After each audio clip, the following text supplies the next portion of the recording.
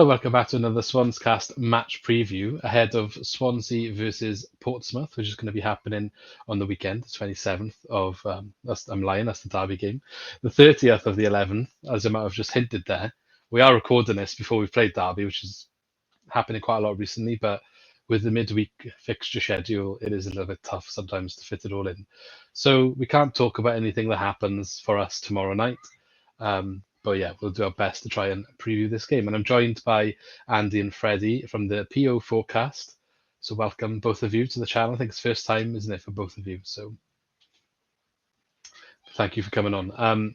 If you'd like to, maybe Andy, you can share where we can find your content as well. Obviously, we've just recorded a similar sort of thing from the other perspective, if anyone wants to go and check that out.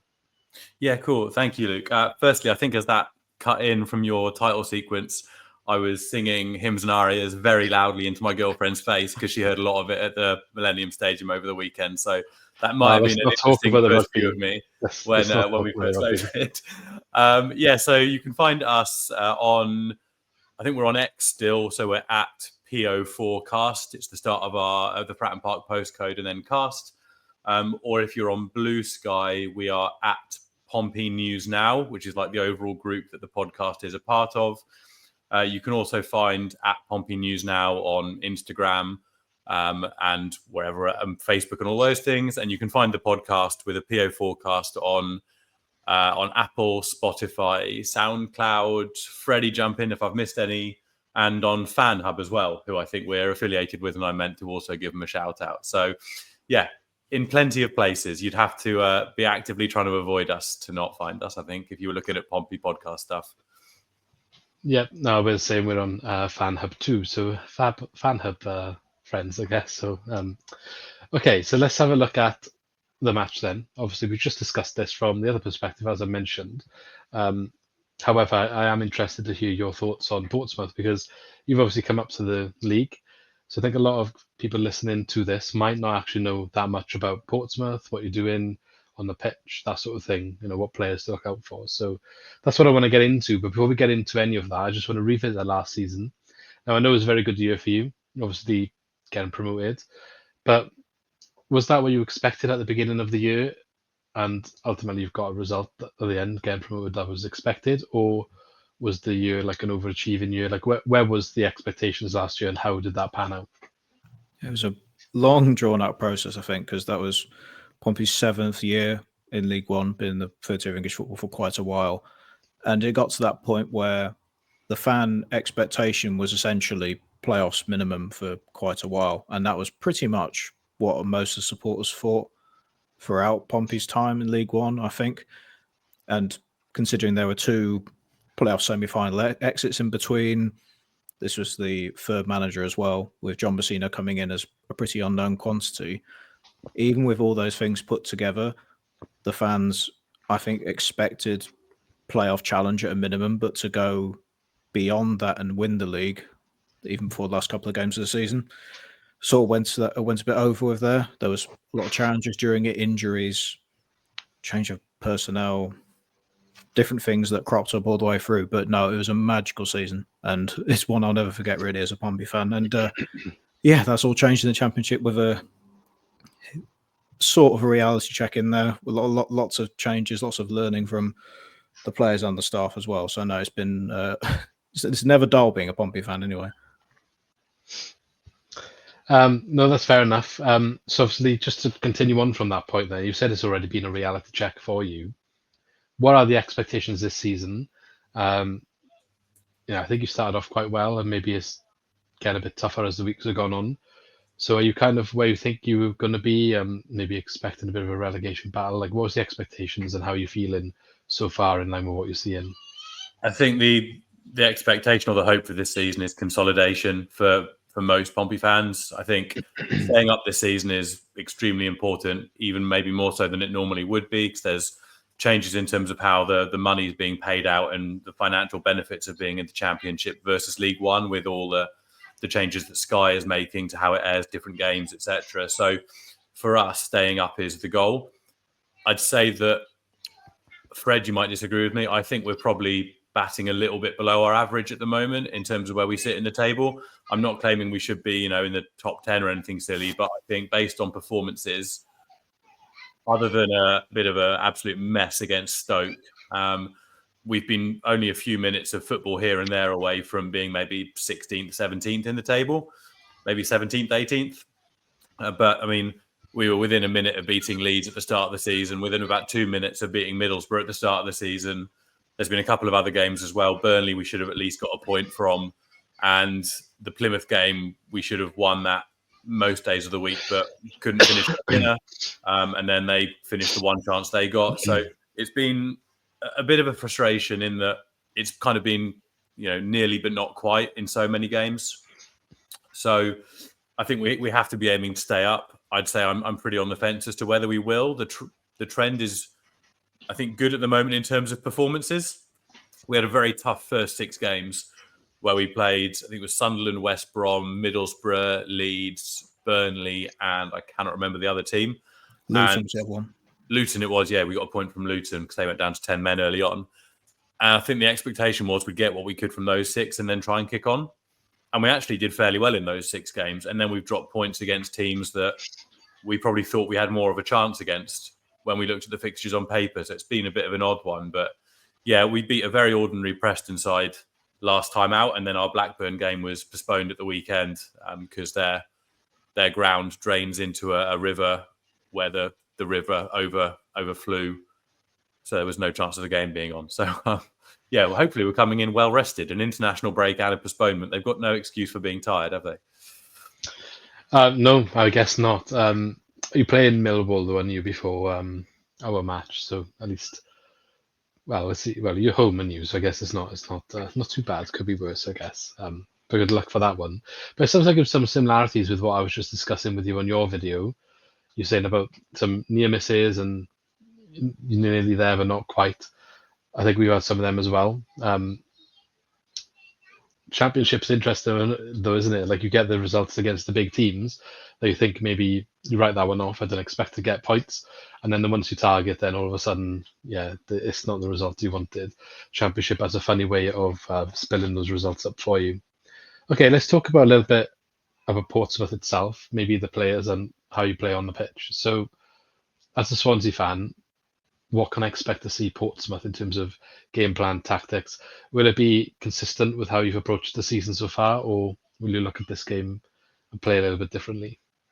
I think recently Pompey have managed to get a philosophy and a more of a ironed down playing style at hand. That's been a while coming this season for 2 factors. One is the club brought in a lot of players. That was largely due to a large turnover of players being released after Pompey got promoted out of League One. A lot of depth players were deemed not good enough, so in general, Pompey are going to have to stock the cupboard anyway with a lot of depth players, a lot of younger players, but also players who can come up in the first team as well. But also the fact that Pompey had pretty much, I would say, a wretched injury record going into the start of the season, and that sort of carried on all the way pretty much up until now. I think there were a couple of games where we had perhaps one centre-half available. I think it was at some points even where one of our full-back spots, either at left or right back, was all gone because of all injuries in centre-mid and on the wing as well. And the biggest one was Colby Bishop, last season's 20-goal season striker. In a routine check, it was found he had some sort of heart condition after it was found in a scan. He ended up having heart surgery. Pompey fans didn't expect to see him. Most didn't expect to see him for the entire season at all from the reports in the local newspaper at the time. It was pretty much expected that if he came back at all this season, we'd be over the moon with it. But then somehow he ended up on the bench against Preston. I don't know how many months he was off, Andy. It was about 4 or 5, I think, roughly. I think his surgery was around the 30th of June or 30th of July. I think the 30th of July. So 4 months, just under 4 months, which is, I think he came back on something like 12 or 14 weeks after his surgery, which is obscene for heart surgery. It's incredible.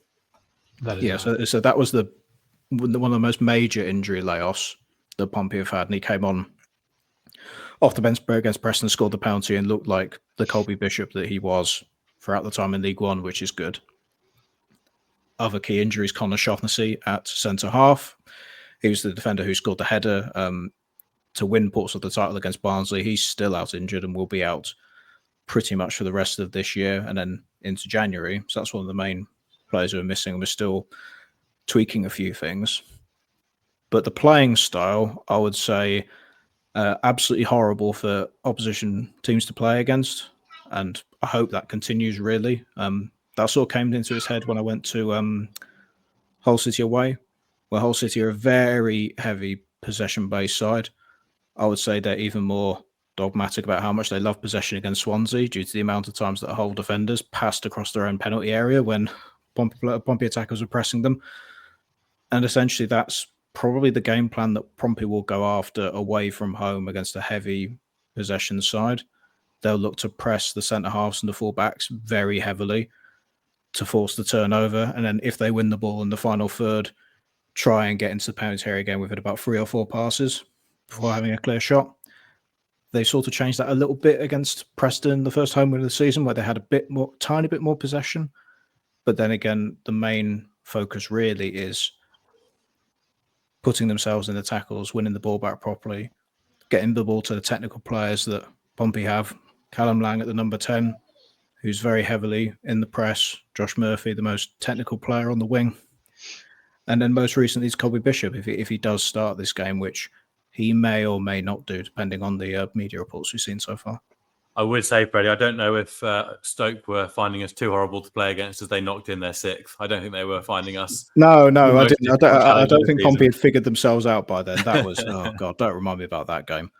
Oh God, and don't remind me about Cardiff away either. My word, that was a 2-0. If we ignore those games, really hard to play against. If we ignore all the games we've lost, then we're a really tough side to come up against on a Saturday. I'm talking about recently, really, with the last 3 games, even though there was the Plymouth defeat in there, even though really Pompey shouldn't have got anything less than a point against Plymouth, the way that Pompey played, it looked as if they were finally bringing in a philosophy which they had throughout the entire League One season, but sort of disappeared at the beginning of this season.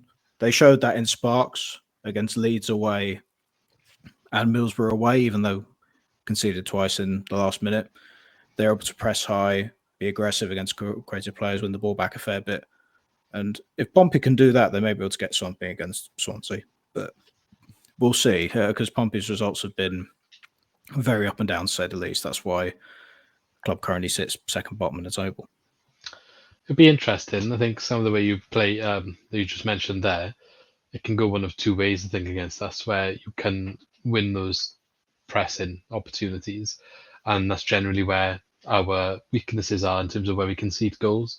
If you do win the ball in areas that, if we're set up to keep the ball, you then have the ball and you set up a couple of passes and you're in and out of shot. That's what you need to do to score against us, because we lose the ball or we'll be into a defensive transition. And if you can get through us before we get back into a shape, it's historically been a way that we've conceded now for a few years under this possession style of football. Going back to Russell Martin. Luke Williams, if you were aware, was Russell Martin's assistant manager while he was at Swansea.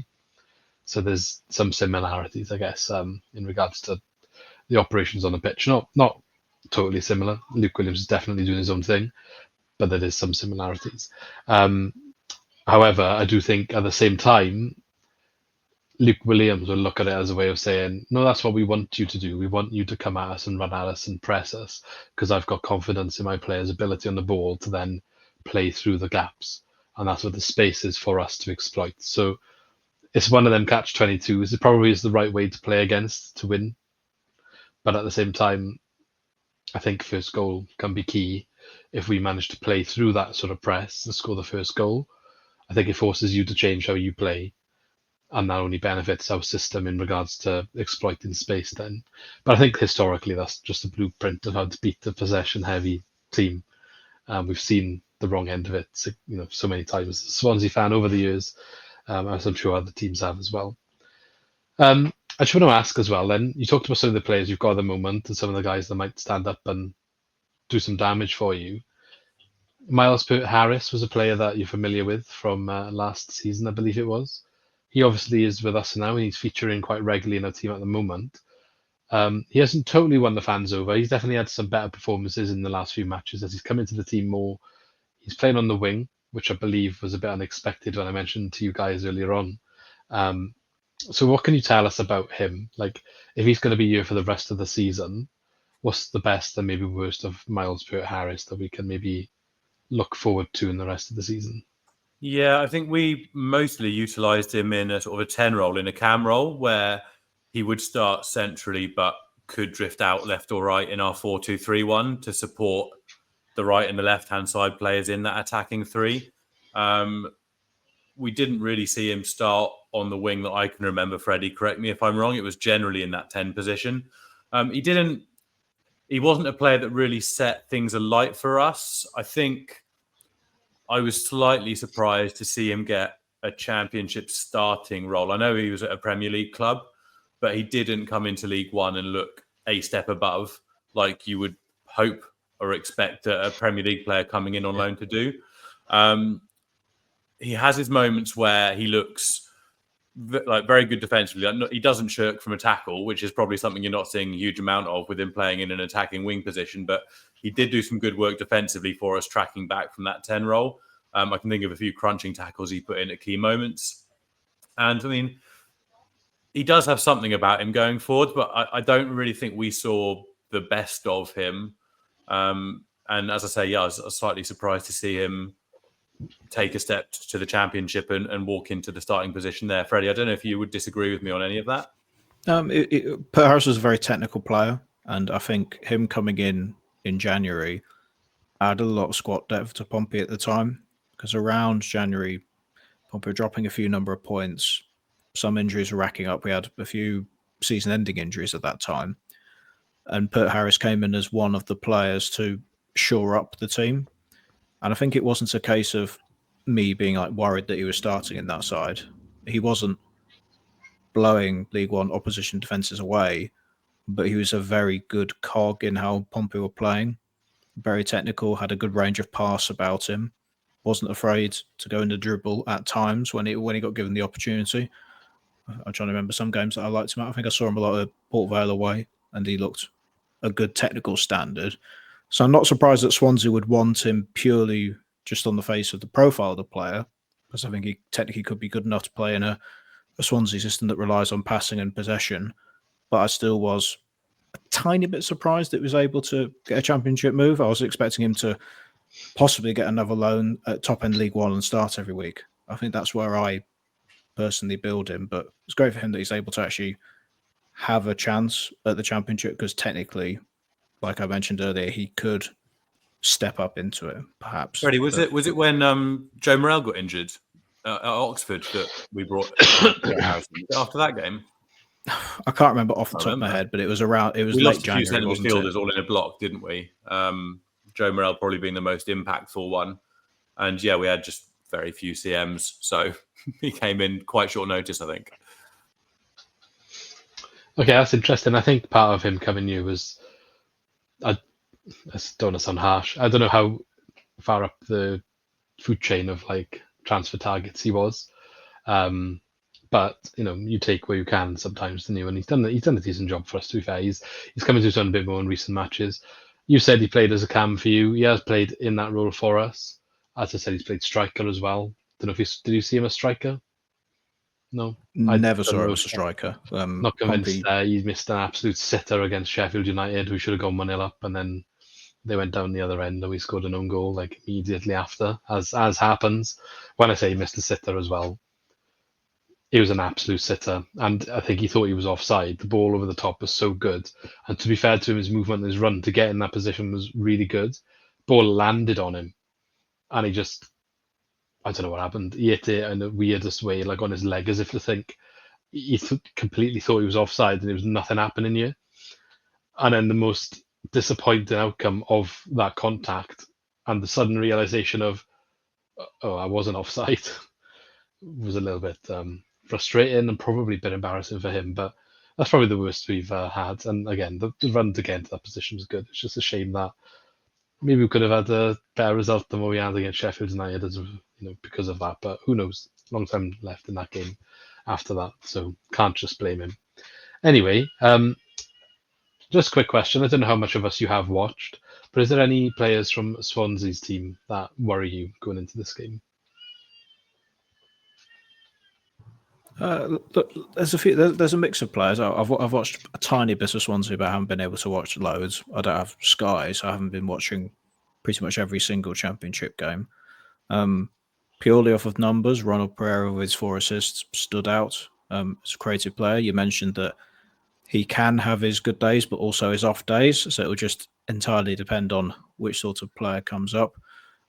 Matt Grimes obviously stood out purely for the fact that he's a very good technical centre midfielder who's been in the Championship for an awful long time. And the centre-half pairing of Ben Cabango and Harry Darling, they're very technical and very used to being on the ball all the time. And that's one area where I thought, well, if Pompey pressed them properly, it could pay dividends, but they're probably used to playing against teams that do that an awful lot. So I think they'd be able to shift the ball to the wing-backs will be able to bomb on an awful lot, which, by the sounds of it that you mentioned previously, the wing-backs are the players to look out for, Josh Tymon and the right-back as well. Yeah, Tymon. They're both called Josh, actually. Josh Tymon and Josh Key. I'm not making the comparison, but Luke Williams actually in a press conference the other week said that Josh Key really reminds him of Gareth Bale. Don't know why. I think it's more to do with his work rate and tenacity more than because he's going to score worldie every other match from outside the box with his left foot. But yeah, I mean, interesting comparison. But yeah, he's drifting him into midfield quite a lot and going on marauding runs. So that's probably what he was trying to get at. But yeah, danger man recently for sure. Thank you both for joining. I do like to ask a question. You can probably both give an answer to this one individually. So Andy, if you want to maybe start. But I like to ask to end the videos, what was your best ever away day that you've ever been on? Oy.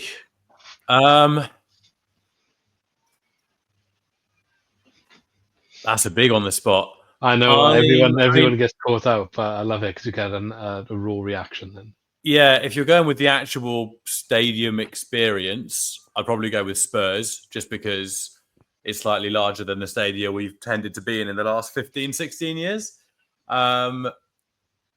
Best for limbs. It's a really a rogue one, Freddie. Freddie, you were with me for this one. It's Gillingham away because there'd been an absolutely massive storm. We'd all somehow managed to get there. It was a pain in the backside to get there from where I am in Oxford, and I know it was a massive issue for guys getting up to from Portsmouth as well. Steve Evans was absolutely unbearable for the whole game.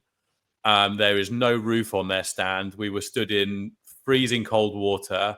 They in the stand. They had no hot food throughout. It was minus something or other and a gale. Dreadful game, and we nicked it 1-0 in the 95th minute, and it was wonderful. You forgot to mention it was an own goal as well. It was an own goal in the last kick of the game. No, it was Michael Jacobs, wasn't it? No, it was given as an own goal. Michael Jacobs hit it from short range. It hit the defender and went in, and apparently it was going wide. So okay. It looked like it was going wide to me, but yeah. So it was that, and then Steve Evans telling the Cowley brothers where to go at the final whistle was just on top of it. You know, he refused to shake their hand, and our sort of behind the scenes microphones picked up on what he was saying to them after the final whistle, and it couldn't happen to a nicer bloke. So that was probably mine, I think, from recent memory at least. I think I was trying to think of all the away days I've been to recently, especially last campaign, because that was a brilliant season to be a part of. But the one that I always go back to is one from my childhood, and that was when Pompey were in the Championship in the season they got relegated. So that would have been 2012, 2013, I think. I think that was the last season Pompey were in the Championship around that time. And it was away at Doncaster Rovers, completely dead and buried in the first half. I think we were 2-3-0 down, I think, around then. Then Pompey somehow got back in it with 2 penalties from Greg Halford. Then Dave Kitson elbowed their goalkeeper and knocked it in from a yard, I think in around the 85th minute or so. And then an old Hungarian striker called Marto Futax scored for Pompey in the last minute to make it 4-3, with Doncaster being relegated. I just remember when I was younger that time, that was probably the best atmosphere at an away game that I've been to, Pompey against Doncaster. That was around the time that Pompey looked as if they might go into liquidation and go bust as well.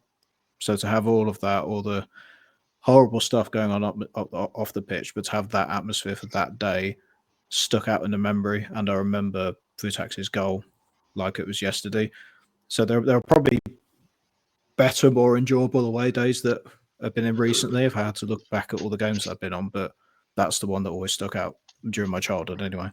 I think that says a lot about EFL football, that of all the grounds we've been to, in all the different leagues we've been there in, we picked Doncaster and we picked Gillingham. I think that says a lot about what it's like supporting a football club that, you know, you're not supporting your Man United, your Chelsea, your Man City. It's proper football and proper away days and It's a different cold world, and grim yeah. and wet. Yeah. I mean, to be fair, we've been quite lucky the last 10, 15, 20 years, I think.